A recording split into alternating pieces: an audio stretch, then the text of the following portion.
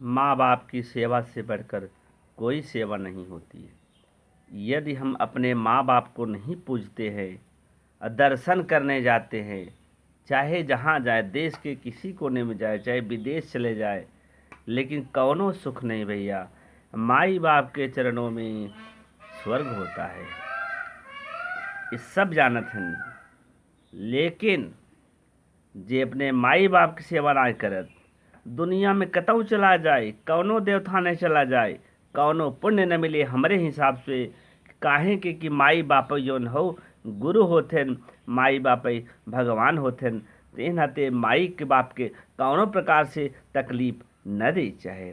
बचपन में वही माई बाप पाल पोस के बड़ा करथन, कितना तकलीफ झेलथन, लेकिन कभू कुछ ना बोलथन। और आप सब बड़ा हो जाबा, अगर माई बाप के तकलीफ न झेल पऊबा तो कितना कष्ट होए।